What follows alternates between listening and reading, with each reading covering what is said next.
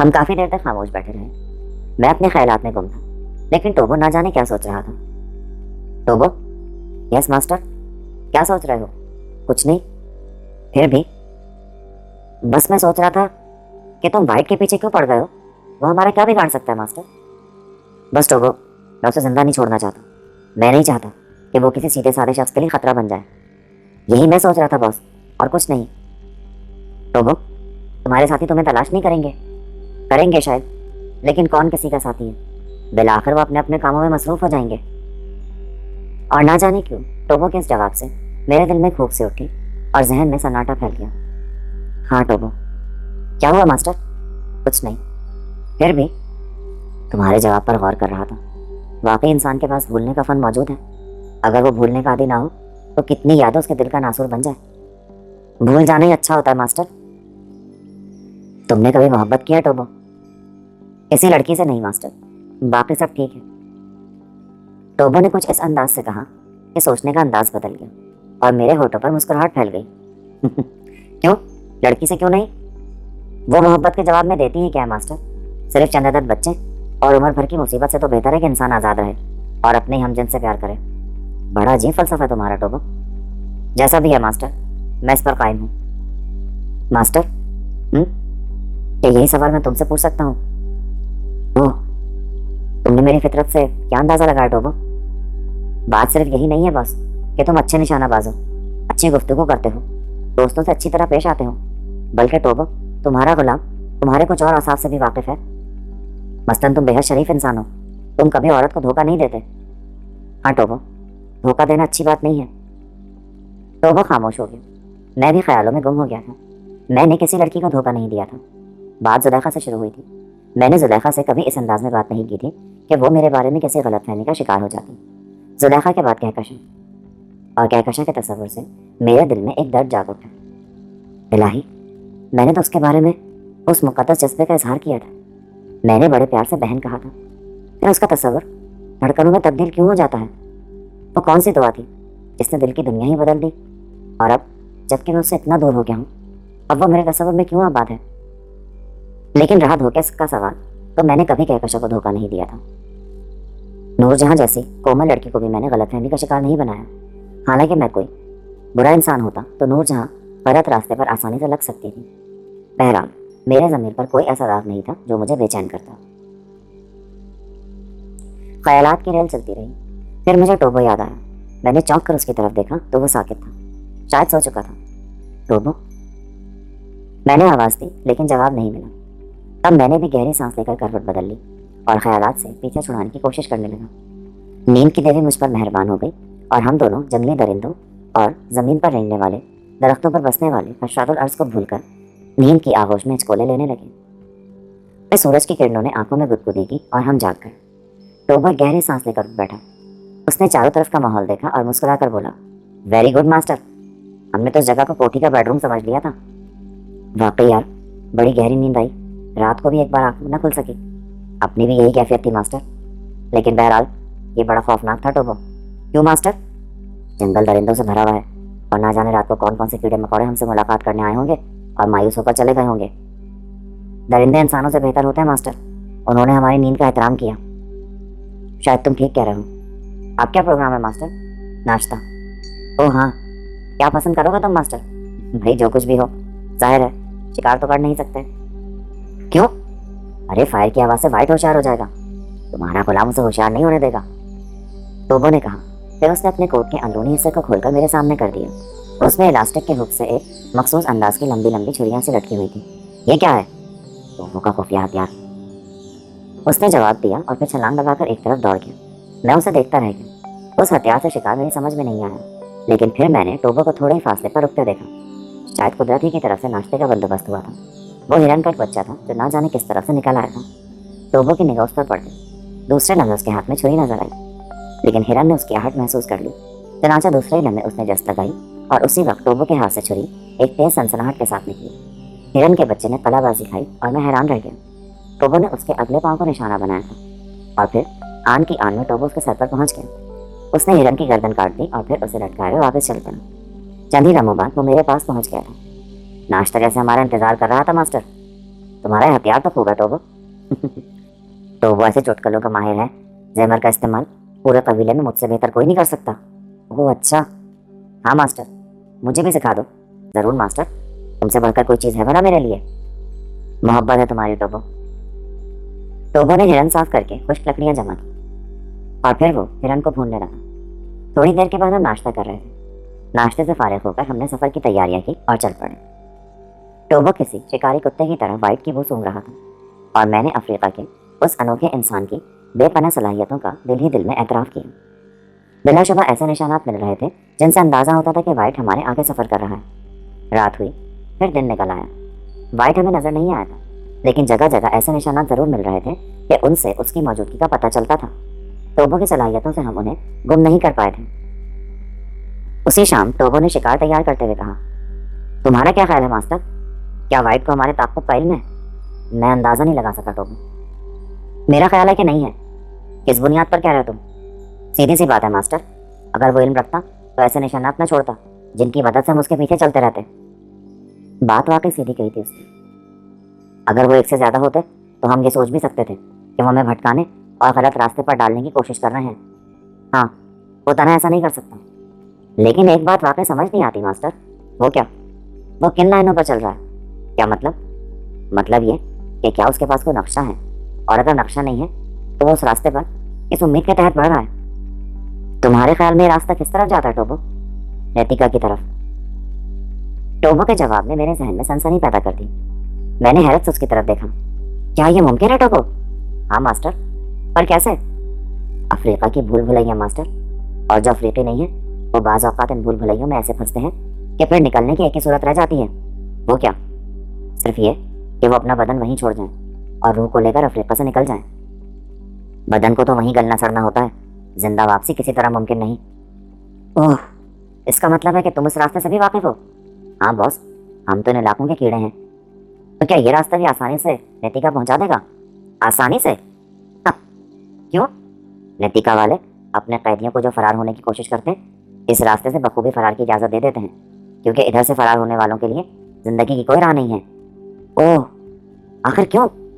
बस मास्टर, रास्ता तो मैंने भी नहीं देखा, पर सुना है कि उस तरफ खौफनाक दलदलें और आदमखोर दरख्तों की बहुतायत है। ओहो, अब तो फिर वाइट मौत के मुंह की तरफ बढ़ रहा है। हाँ, और हम उसका ताक़ुब कर रहे हैं। मेरा ख्याल है मास्टर, हमें थोड़ी दूर तक उसका ताक़ुब करना चाहिए। उसके बाद मैं तुम्हें आगे जाने की राय नहीं दूंगा। अगर तुम आगे जाओगे तो बहरहाल मैं तुम्हारे साथ ही होऊंगा। मैंने गहरी सांस ली और किसी सोच में डूब गया।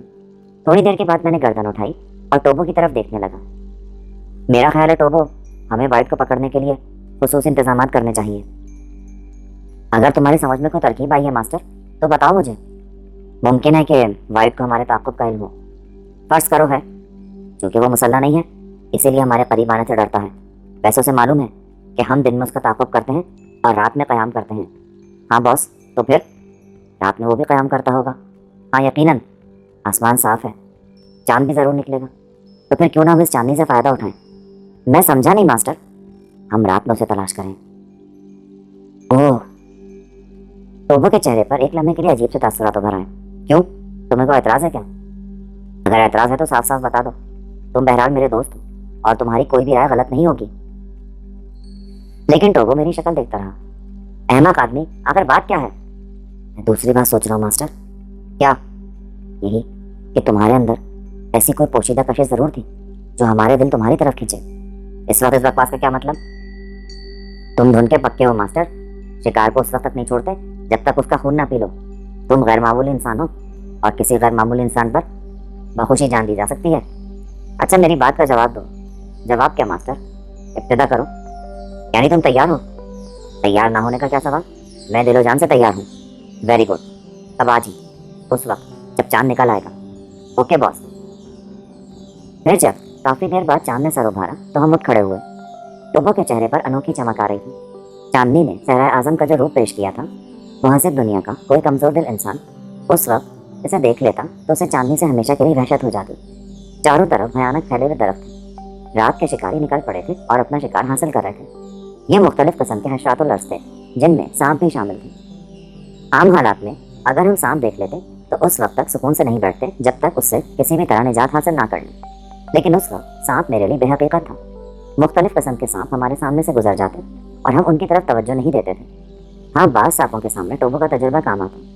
चनाचा उस वक्त हमें खुदरा पते के नज़दीक से गुजर रहे थे कि अचानक एक ऐसी आवाज़ सुनाई दी जैसे कोई गरारी चल रही हो। टोबो ठिठक गया। क्या हुआ?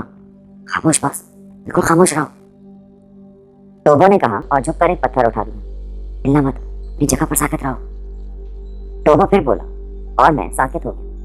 टोबो झाड़ियों की तरफ बढ़ रहा था। फिर उसने पत्थर को मखसूस अंदाज में पकड़ा और उसे जमीन पर इस तरह उछाला कि वो रगड़ता हुआ दूर तक चला जाए। और फिर मैंने झाड़ियों से एक बिजली से चमकती देखी। पहले तो मैं समझ ही ना सका कि झाड़ियों से क्या चीज़ निकली है, लेकिन चांदनी खासी थी। बल्कि ये कहा जाए तो गलत ना होगा कि यहाँ चांद कुछ ज़्यादा ही निखरा हुआ था।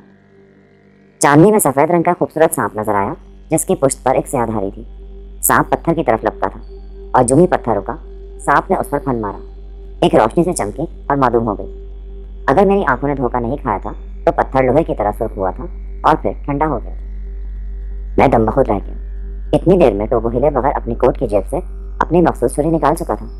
फिर उसने चुटकी में छुरी पकड़ी और दूसरा डमी छुरी उसके हाथ से निकल गई। कोई जवाब नहीं था टोबो के हथियार का। छुरी सांप के बदन में बेवस्त होकर जमीन में गड़ गई थी और सांप जबरदस्त जद्दोजहद कर रहा था। उसकी जद्दोजहद ने उसे ही नुकसान पहुंचाया और कई मिनट बाद वो साकित हो गया। शुक्र है। ये क्या है टोबो? संगोरा। सांप की कोई कसम है? हाँ, ऐसी कसम जिसका तुम तस्वुर भी नहीं कर सकते। क्या मतलब? ये पत्थर जिस पर उसने फन मारा था, हम इसे कपड़े में लपेट कर रखेंगे। अगर इसे दरिया में डाल दिया जाए तो दरिया के उस तरफ बहने वाले पानी को कम से कम 1000 मील तक जो कोई पिएगा ना, एक लम्हे में मर जाएगा। ओह, इस कदर जहरीला है ये, तुम तस्वुर भी नहीं कर सकते मास्टर। अफ्रीका में इसके बारे में बहुत सी रिवायात हैं। बहुत से इलाकों में तो इसकी पूजा होती है। वैसे इसके बारे में ये भी मशहूर है कि ये मुतहरिक चीज़ों पर हमला करता है। बाकी चीज़ें से नजर ही नहीं आती। दूसरे मानों में इसके सिर्फ कान होते हैं, आंखें नहीं। ओह, तो क्या ख्याल है मास्टर, उठा लें ये पत्थर? रहने दो टोबो, हमें क्या करना है? अगर तुम इजाज़त दो तो मैं रख लूँ। यकीन करो, बड़े बड़े हीरों से कीमती हैं। उठा लो, लेकिन एहतियात से। और टोबो आगे बढ़ गया। उसने पत्थर उठा लिया था। उसे एहतियात से कपड़े में लपेट कर उसने अपने लिबास में छुपा लिया, लेकिन उसने भी सांप के बदन से छुरी निकालने की कोशिश नहीं की थी। हम आगे बढ़ गए। बातें करते करते हम काफ़ी सफ़र तय कर चुके थे। रास्ते की सोबतें हमने नज़रअंदाज कर दी थी। अचानक टोबो ने मेरा शाना दबाया और मैं चौंक पड़ा। क्या बात है? सामने देखो। कहाँ? उससे झाड़ी के ओट में, तो ऊपर से सफ़ेदी नज़र आ रही है। क्या है वहाँ पर? जा मास्टर, खतरा है कोई? नहीं। फिर? मैंने वहाँ धुआं देखा है। धुआं? हाँ। कहना क्या चाहते हो? वो ऐसा धुआं था जैसे आग बुझाई गई हो। और मास्टर, तुम्हारी नाक इतना तेज़ काम नहीं कर सकती, लेकिन मैंने गोश्त के चरान से महसूस कर ली है। मेरी नज़र भी इतना तेज़ काम नहीं कर सकती टोबो। भरोसा करो मास्टर, वहाँ कोई ज़रूर मौजूद है। वाइट, तुम पूरे वसूख से बात कह रहे हो? अगर तुम अफ्रीका के बाशिंदे होते ना मास्टर, तो तुम भी इसी वसूख से बात कह सकते थे। लेकिन सवाल ये पैदा होता है, क्या उसने हमें देख लिया है? वो भी अफ्रीका का बाशिंदा नहीं है टोबो, पर मुजरिम तो है। क्या मतलब? जराइम आम लोग नहीं करते मास्टर, वही करते हैं जो आला खुसूसियात के मालिक होते हैं और आम लोगों से ज़्यादा ज़हीन भी। उनकी सारी हिस्से तेज़ होती हैं। मुमकिन है वो मोहतात हो और उसने गोश्त भूनने के बाद आग बुझा दी हो, पर हम सीधे नहीं चलेंगे मास्टर। फिर आओ, मैंने उस तक पहुंचने का रास्ता तलाश कर लिया है। टोबो ने मेरा हाथ पकड़ा और बाएं सिम चल पड़ा। यह बिल्कुल मुखालिफ सिम थी, लेकिन मैंने उससे इख्तलाफ नहीं किया और उसके साथ चल पड़ा। थोड़ी देर के बाद ही मैंने अंदाज़ा लगाया कि टोबो ने सही रुख इख्तियार किया था। हम नहायत खामोशी से आगे बढ़ रहे थे और बहरहाल एक लंबा चक्कर काटकर हम झाड़ियों के अक़ब में पहुंच गए। लेकिन यह सफ़र इतना दुश्वार गुजार था कि हम बुरी तरह थक गए थे, लेकिन बहरहाल बेहद मोहतात थे। फिर एक सिम से टोबो और दूसरे सिम से मैं नहायत एहतियात के साथ आगे बढ़े और दोनों इंतहाई तेज़ी से झाड़ियों के दूसरे रुख पर पहुंचे। एक राइफल टोबो के पास थी, मेरे हाथ में पिस्तौल था, लेकिन दूसरे सिम जाकर हमें काफ़ी मायूसी का सामना करना पड़ा। झाड़ियों की दूसरी जानिब अब भी लकड़ियाँ सुलग रही थीं। किसी जानवर की खाई हुई हड्डियाँ और थोड़ा सा गोश्त भी मौजूद था, लेकिन वाइट गायब था। निकल गया, टोबो दांत पीसते हुए बोला। मैं चारों तरफ देख रहा था। यहाँ थोड़ा सा घास का मैदान था और उसके बाद दरख्तों का सिलसिला। यकीनन वाइट उन्हीं दरख्तों में होगा, लेकिन उस वक्त उस घने जंगल में वाइट को तलाश करने के लिए दाखिल होना हिमाकत थी। मैंने मायूसी की गहरी सांस ली और टोबो की तरफ देखने लगा। वो दरख्तों में दाखिल हो गया मास्टर। हाँ टोबो, फिर क्या ख्याल है? इस वक्त उन दरख्तों में दाखिल होना मुनासिब होगा क्या? नहीं बॉस, इन खौफनाक दरख्तों में वो खुद भी महफूज नहीं है। वैसे दो बातें हैं बॉस, या तो वो अफ्रीका के इन जंगलों का ज़बरदस्त माहिर है या इनसे बिल्कुल अनजान। तुम्हारा ख्याल ठीक है, मारा जाएगा बदबख्त। बहरहाल मैं तुम्हें दरख्तों में दाखिल नहीं होने दूंगा बॉस। हम उस अहमक के लिए जिंदगी का खतरा मोल नहीं ले सकते। ठीक है टोबो, हम रात को यहीं क़याम करेंगे। फिर हमने उसी जगह का इंतखाब किया जहाँ वाइट मौजूद था और एक साफ सुथरी जगह आराम की गर्ज से लेट गए। ये जगह पिछली रात की बनिस्बत ज़्यादा खौफनाक थी और फिर यह भी एहसास था कि बहरहाल वाइट को हमारे ताक़ुब का इल्म हो चुका है। वो रातों रात दूर निकल जाने की कोशिश करेगा और फिर उसकी तलाश मुश्किल होगी। बहरहाल टोबो भी खामोश था। टोबो, मेरा ख्याल है ये रात सुकून से नहीं गुजारनी चाहिए। हम में से एक को जागते रहना चाहिए। तुम आराम से सो जाओ मास्टर, मैं रात भर जाग लूंगा। नहीं टोबो, ये मुनासिब नहीं होगा। और ये भी मुनासिब नहीं होगा कि बॉस जागे और टोबो आराम से सोए। ठीक है कि मैं कब कह रहा हूँ। फिर ये कि हम आधी रात जागेंगे, आधी रात मैं, आधी रात तुम। इसकी ज़रूरत नहीं है बॉस, में ज़रूरत है टोबो। कल हम लोगों को तेज़ी से सफ़र करना है और इसके लिए हम दोनों का चाको चौबंद होना ज़रूरी है। पर मैं एक रात आराम से जाग सकता हूँ मास्टर। फजूल जिद मत करो टोबो, तुम सो जाओ, मैं बाकी रात में तुम्हें जगा दूंगा। जो तुम्हारी मर्जी बॉस। वो एक तरफ करवट बदलकर आंखें बंद करके लेट गया। मैंने राइफल लोड करके अपने नज़दीक रखी और बैठ गया। टोबो भी थका हुआ था। मैं जानता था कि वो बेहद पुरखुलूस और वफादार है। खुद पर जबर करके वो जाग सकता है, लेकिन बहरहाल वो भी इंसान है, उसे भी आराम की ज़रूरत थी। और मैं उस बदशक्ल लेकिन खूबसूरत दिल वाले इंसान को देखता रहा जो बेगर्ज था। बमुश्किल आधी रात गुजरी। चांद तवील सफ़र तय कर रहा था। मेरी पलकें जुड़ी जा रही थी। इस कदर शदीद नींद आ रही थी कि जिसकी इंतहा नहीं। लेकिन बहरहाल मैंने अपनी ड्यूटी पूरी की। फिर मैंने टोबो को जगाया। क्या हुआ बॉस? आधी रात है? टोबो चारों तरफ देखने लगा। उस पर अभी तक नींद का गलबा था। उठ जाइए जनाब, आपकी ड्यूटी का वक्त शुरू हो गया है। ओह अच्छा बॉस। वो फुर्ती से उठ खड़ा हुआ। मैंने राइफल उसकी तरफ बढ़ा दी और उसने कारतूसों की पेटी कमर से बांध दी। मैं लेट जाऊं? हाँ बॉस, तुम आराम करो। बेपनाह नींद से मखलूब होकर मैं जमीन पर लेट गया। फिर मैं गहरी नींद सो गया। ना जाने कितनी देर गुजरी होगी कि अचानक टोबो की गुर्राहट सुनाई दी। उसके साथ ही लगातार 2 फायर हुए। मैं उछल कर उठ बैठा। चांदनी मध्यम पड़ चुकी थी। चांद अपने तवील सफर को खत्म कर चुका था। उठ जा बेगैरत वरना। टोबो गुर्राया। क्या बात है टोबो? टोबो ने एक और फायर किया। राइफल का रुख जिस सिमत था मैंने उधर देखा, लेकिन मुझे कोई नजर नहीं आया। टोबो, कौन है वो? वही चोर। कौन? वाइट। क्या? गलती हो गई मास्टर। पर हुआ क्या? मैं शर्मिंदा हूँ मास्टर, जो कुछ हुआ बहुत बुरा हुआ। अरे आखिर हुआ क्या? मैंने अपने फर्ज से कोताही किया मास्टर। दरअसल बाज़ औक़ात अफ्रीका की सरजमीन पर एक मखसूस हवा चलती है जिसमें चलिपा के पत्तों की महक शामिल होती है, और ये महक ऐसी ख़ाबावर होती है कि होश में रहना मुश्किल है। सो बॉस, मुझे कुछ ऐसी गहरी नींद आई कि मैं सो गया। ये बात मुझे सारी ज़िंदगी तुमसे शर्मसार रखेगी। सो गए थे तुम? हाँ। तो फिर? वो चोर हमसे ज़्यादा दूर नहीं था। उस बदबख्त ने महसूस किया कि मैं बेखबर हो गया हूँ तो वो आया। मेरे पास आने की तो उसकी हिम्मत नहीं थी, लेकिन चूंकि तुम बाकायदा सो रहे थे इसीलिए वो तुम्हारी तरफ गया और उसने तुम्हारी राइफल उठा ली। फिर ना जाने किस चीज़ की आहट हुई कि मेरी अचानक आँख खुल गई। मैंने उसे ललकारा तो वो निकल गया। नीम गुनूदा आंखों से निशाना लेकर मैंने उस पर फायर किया, लेकिन वो कमबख्त भाग निकला। तो वो राइफल ले गया? मैंने चौंक कर अपनी राइफल की जगह पर देखा। वो खाली थी। मैं गहरी सांस लेकर रह गया। किस तरफ गया वो? दरख्तों में। मैं उसे तलाश कर दूंगा मास्टर। रुक जाओ टोबो, रुक जाओ। नहीं मास्टर, मुझे जाने दो। फजूल बातें मत करो टोबो, उसका भात आना मुश्किल है और फिर अभी रोशनी भी नहीं फैली। उसके पास अब राइफल भी मौजूद है। कोई बात नहीं मास्टर, मुझे ज़फरत की सज़ा मिलनी चाहिए। बेवकूफ़ी की बातें मत करो, जहन्नुम में जाए वो। अभी हमारे पास पिस्तौल और एक राइफल और मौजूद है। काम चल जाएगा क्या? हाँ। क्या वो कारतूस भी ले गया है? देखो तो बॉस। टोबो जल्दी से बोला। कारतूसों के थैले का मुंह खुला हुआ था और कारतूसों के चंद पैकेट बिखरे हुए थे। शुक्र है, कमबख्त थैले ले जाता तो क्या होता। जो कुछ भी हुआ वो मेरी वजह से हुआ बॉस। मैं बहुत शर्मिंदा हूँ तुमसे। टोबो, मैंने कह दिया, फजूल बातों से परहेज करो। टोबो एक गहरी सांस लेकर बैठ गया। उसके चेहरे से शर्मिंदगी के आसार टपक रहे थे और मैं सोच रहा था कि वाइट अब हमारे लिए खतरनाक हो गया है। उसके बाद नींद कैसे आती? मैं टोबो के जहन से यह एहसास कम करता रहा। फिर टोबो ने शिकार करने का फैसला किया। तुम्हारे जहन पर वाइट तो सवार नहीं है?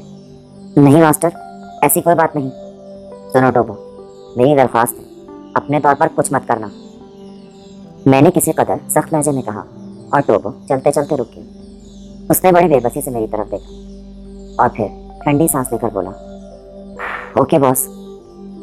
फिर वो आगे बढ़ गया और मैं उसका इंतजार करने लगा। थोड़ी देर के बाद टोबो वापस आ गया। मैंने फायर की आवाज़ भी नहीं सुनी थी, लेकिन टोबो के हाथों में 3 खरगोश लटके हुए थे, जिनके जिस्मों से खून भी बहा था। जाहिर है टोबो ने उन्हें अपने मखसूस अंदाज में शिकार किया था। टोबो ज़रूरत से ज़्यादा ही खामोश था। उसने खरगोश साफ किए, उन्हें भूना, और फिर हम नाश्ता करने लगे। बचा हुआ गोश्त हिफाजत से रख लिया गया। फिर हम जंगलों में दाखिल हो गए। घने दरख्तों में काफ़ी दूर तक टोबो आगे बढ़ता रहा, फिर किसी कदर मुहतात हो गया। मैं उसकी हरकत पर गौर कर रहा था। टोबो कई जगह रुका। क्या बात है टोबो? मैं उसकी बू सूंघ रहा हूँ मास्टर। क्या ख्याल है? इसी रास्ते से गुजरा है वो, चलते रहो, मैंने कहा, और इस तरह हमने दरख्तों के दरमियान तवील सफ़र कर लिया। फिर एक जगह वो ठिठक कर रुक गया। वो नाक उठाकर कुछ सूंघ रहा था। कुछ महसूस कर रहे हो बॉस? वो इधर आओ बॉस। वो एक तरफ लपका और मैंने भी वो कमीज़ देख ली जो वाइट पहने हुआ था। वो दरख्तों के एक झुंड के उस तरफ पड़ी हुई थी। मैं भी टोबो के पीछे दौड़ता हुआ उस कमीज़ तक पहुंच गया। टोबो ने कमीज़ उठा ली और फिर वो उसे उलट पलट कर देखने लगा। अपलोड्स के नोटिफिकेशन हासिल करने के लिए हमारे चैनल को सब्सक्राइब करें और साथ में दिए गए घंटे के निशान को दबाना ना भूलें।